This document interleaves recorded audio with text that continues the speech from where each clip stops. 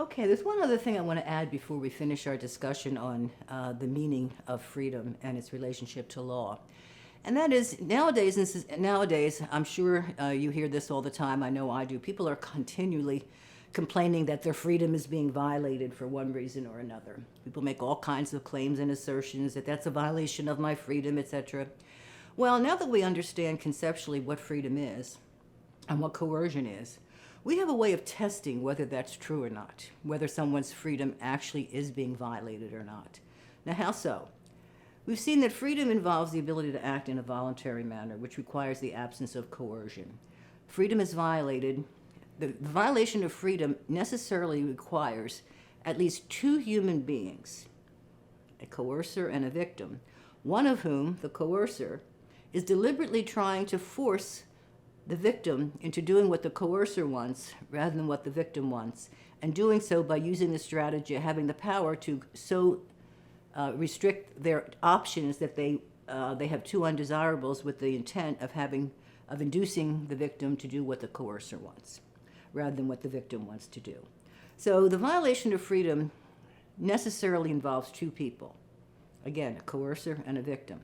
So if someone says their freedom is being violated, how can we test if that's true? What question do we have to ask them? It's quite simple. We have to say, who is coercing you? They have to be able to identify a coercer, that is, someone who is deliberately trying to force them to act against their own will and to do what the coercer wants rather than what the victim himself or herself wants to do. There has to be a coercer for the violation of freedom. That is a great help in helping to identify. In the case of the guy putting a gun to your head and demanding your wallet, it's crystal clear who the coercer is. The gun wielder is deliberately trying to get the victim to do what he wants, hand over the wallet, and he's doing it once again by narrowing the victim's options to two undesirables, hand over the wallet or face death or harm. Under the circumstances, the victim has no other choice available, and so the coercer hopes that the victim will be induced to do what he wants, which is hand over the wallet. That's a true classic violation of freedom, and we know who the coercer is, the guy with the gun. But there are many other scenarios in life where our options are very limited, are very constrained, and we don't really feel that we have good options, that we don't really want to do either one. But are all those circumstances violations of freedom? I'm going to show you the answer is no. For example, think about someone who needs money very badly. They're poor. But in order to find a job, the only options open to them are to walk in the brutal heat on the streets of Florida or take a dirty, crowded bus.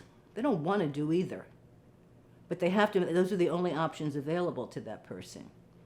Situation like that, a violation of that person's freedom? Well, we have a way to find out.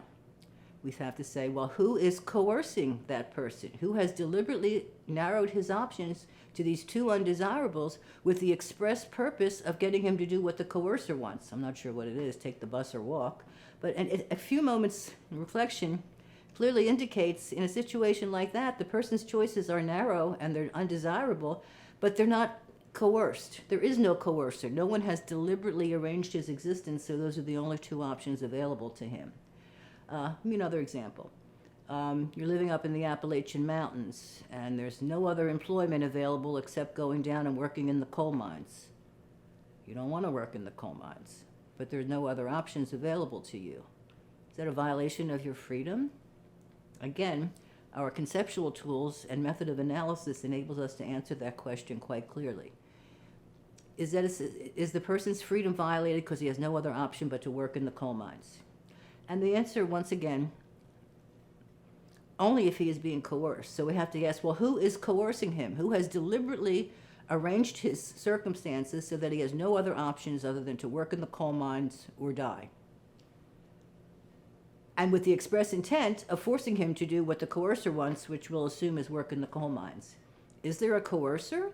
Is someone had that kind of power to so control his circumstances, his options, that he has no other choice? If it is, well, then we have identified that is a violation of freedom.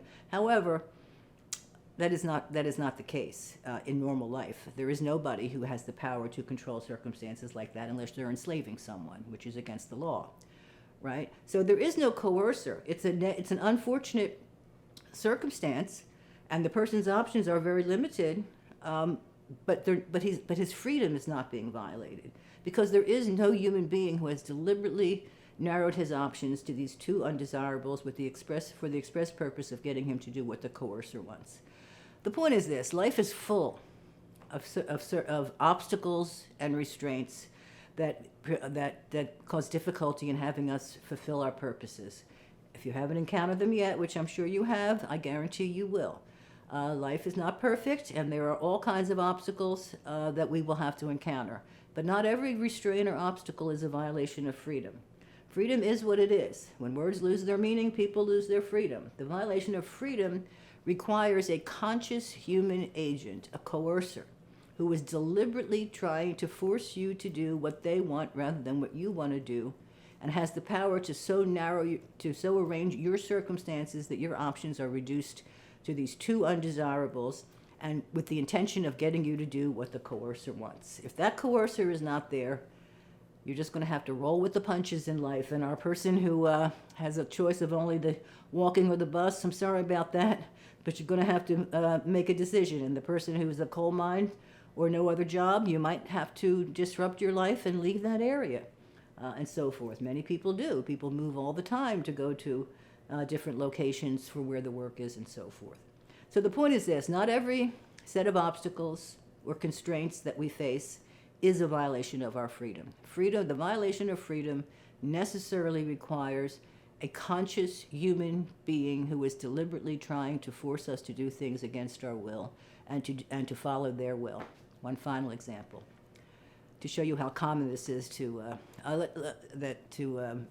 say your freedom is being violated when in fact it's not.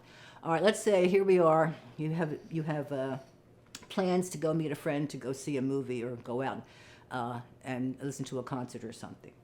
At the very last minute, a really, really, really bad storm kicks up. You know how it is here in Florida, out of the blue. It's like practically.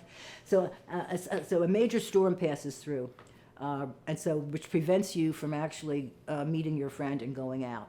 So you say, and we only use language like this carelessly. You say, you know what, I'm sorry I couldn't go. The storm forced me to stay home.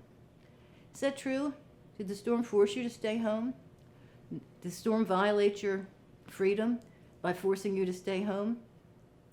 No. And why? Because the storm is not a conscious human agent who can deliberately want to do anything.